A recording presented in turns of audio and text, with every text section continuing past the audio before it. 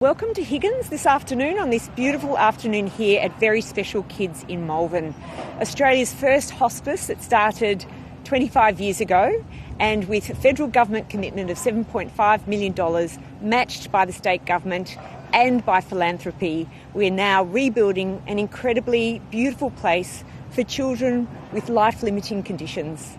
As a paediatrician and as a mother, I know we all want our kids to have the best start in life. And it's wonderful to be here celebrating an institution here in Higgins that provides care for kids who have life that is actually in a limiting way, supporting the families around those beautiful children, the angels, and the angels caring for the angels, but also offering love and hope. So I'm absolutely delighted to be here with the Minister for Health and Ageing, the Minister Greg Hunt, who is here to turn the sod and to make some extra special announcements. Thank you very much, Greg. Thanks very much to Katie. You know, we're in the heart of her electorate of Higgins, and Katie and her predecessor, Kelly O'Dwyer, helped make the case for the funding. And it is a partnership, Commonwealth, state, philanthropy coming together to support very special kids. The name says it all, and these are beautiful kids with life-limiting conditions, but who can have a rich, thriving life, and this hospice will give them that hope, as well as the new medicines and the new treatments that are being developed, and which we're really privileged to be able to support. I'm also delighted to be able to announce today that the TGA, the Therapeutic Goods Administration, has just given its green light for the Moderna booster for people 18 plus in Australia, so in addition to the Pfizer booster, subject to a final approval, a second green light by ATAGI, or the Technical Advisory Group on Immunisation. Australians will have two options for boosters very, very shortly. And I think this is another important step. Every day we're making new strides and new progress with the vaccine program. We've now reached 93% of Australians with a first dose. 88.5% of Australians with a second dose, 580,000 Australians with a booster, and over 99% of those 60 and over who've had a first dose. But the booster program is fundamentally important. When we see the variants such as Omicron, and inevitably there will be more variants and more variations, we know that the boosters will help keep us safe. Another addition to the booster program today, and we will await ATAGI over the coming days, but they are meeting over the course of the coming days.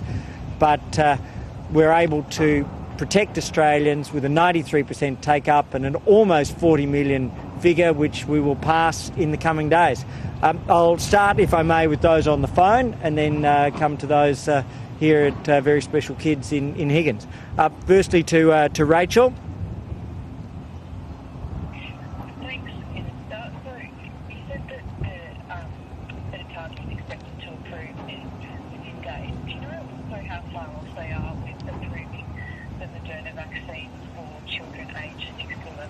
Okay, so there are really three approvals that are being considered. Rachel's asked about the approvals process for the different vaccines.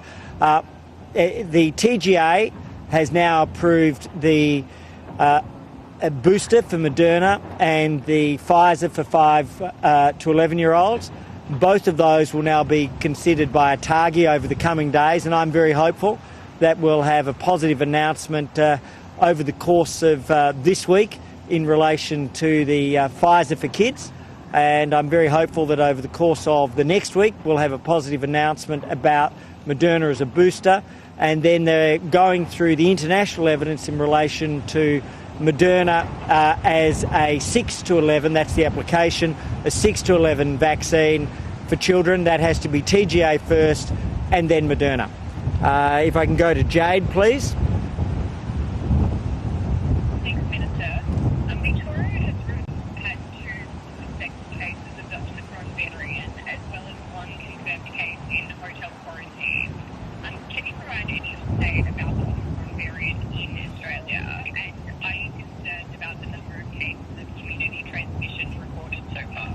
So Omicron has been identified in Victoria. I'll continue to allow the Victorian government to provide those details.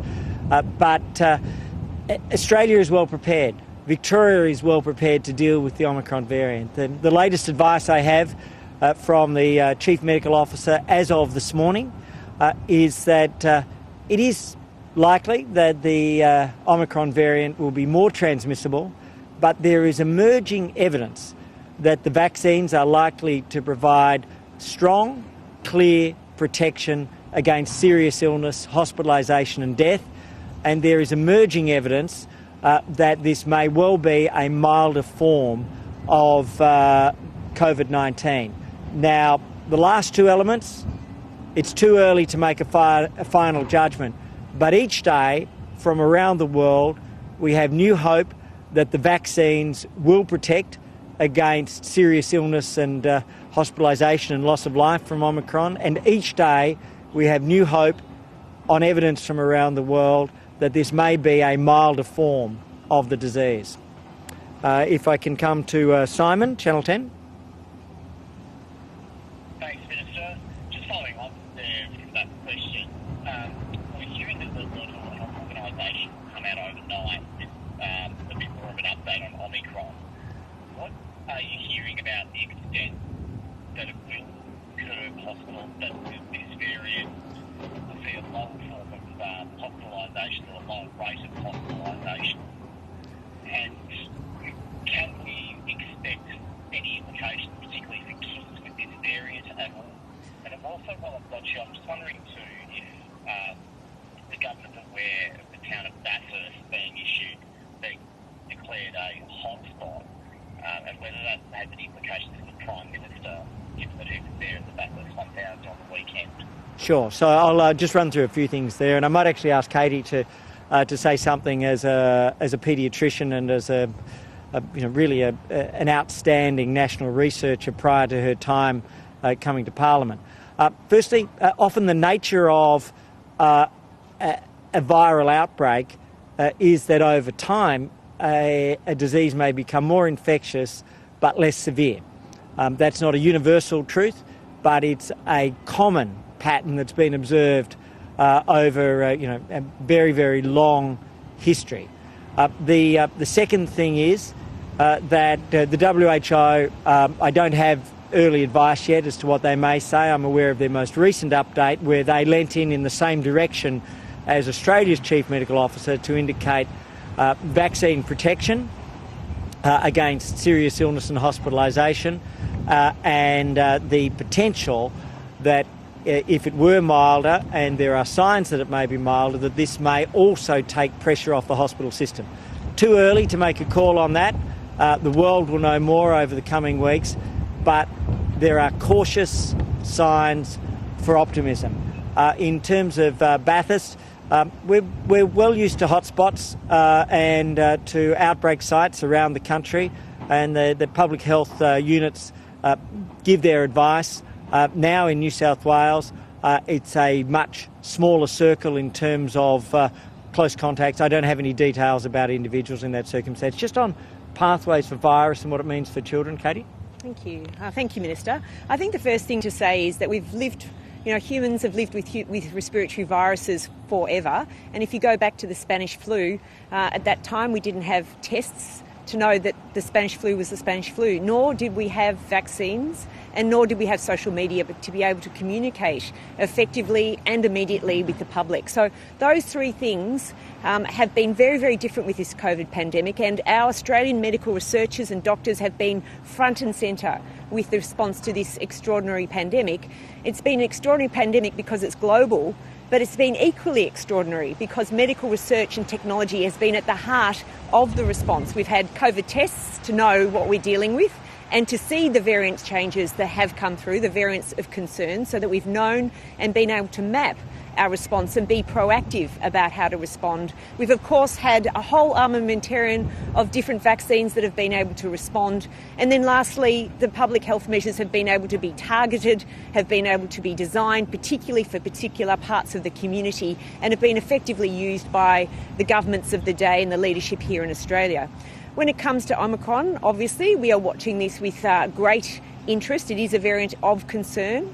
The first thing to say is it indeed seems to be more infectious, but the good news is it doesn't seem to be as deadly as previous variants. We still have to see if that is indeed true, and we're watching it very carefully both here in Australia but more importantly overseas, and we are, as an Australian community, have the luxury of looking at overseas communities to see how things are developing there so that the Minister for Health can act in such a quick, careful and considered way to keep Australians safe. But as a paediatrician, I know that respiratory conditions in children are something we always worry about, but this seems to be a variant that is more infectious and possibly milder. And it's something that we will look very carefully to see the response going forward. Remembering that with the Spanish flu there were three very large waves and then it disappeared. No one really knew what happened to it. In some ways it became a different variant, and we're hopeful that this new Omicron may be that new hope that we're moving into a different part of the pandemic, hopefully a better part of the pandemic, but it's too early to say with surety at this point in time. And we've got a Minister for Health who's well in control of how to deal with this emerging situation, which I think we will wait to see in the coming days, weeks and months, but cautious optimism that this may be a good sign moving forward for COVID. Great. Paul? Thanks, Minister.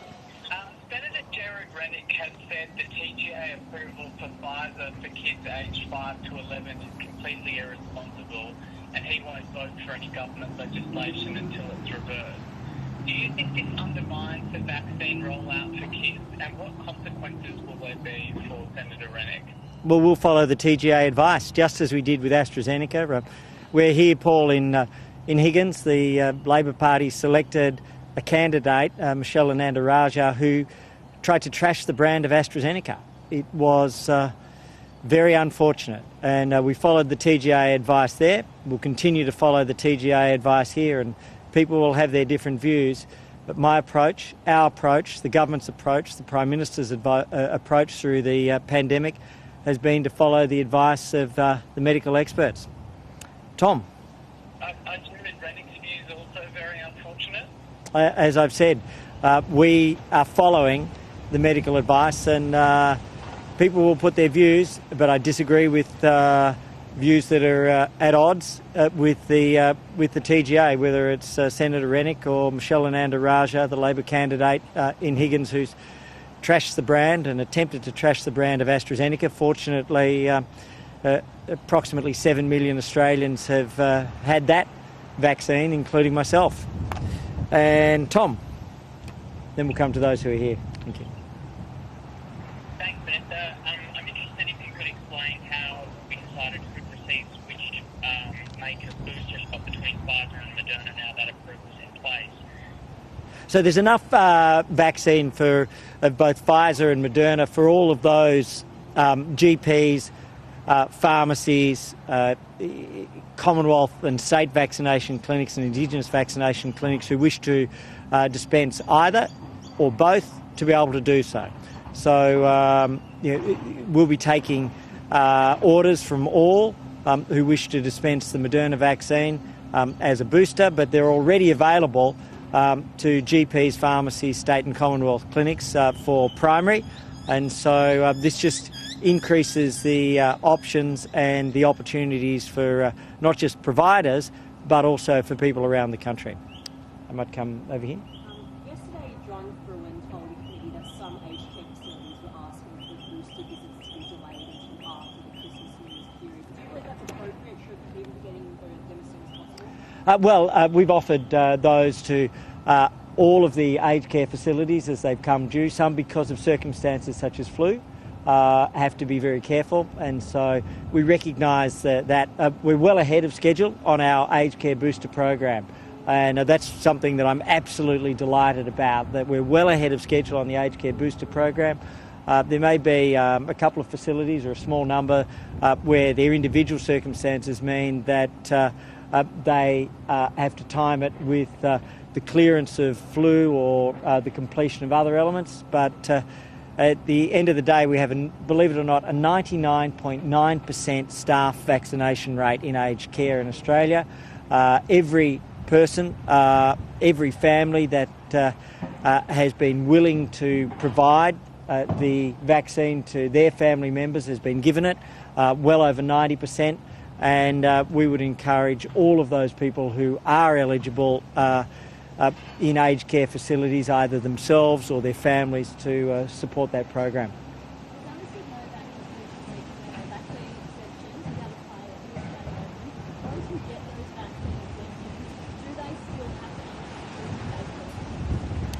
Well, there is a 14-day quarantine requirement if you are coming into Australia and you have an exemption to come, and that is if you are not double vaccinated.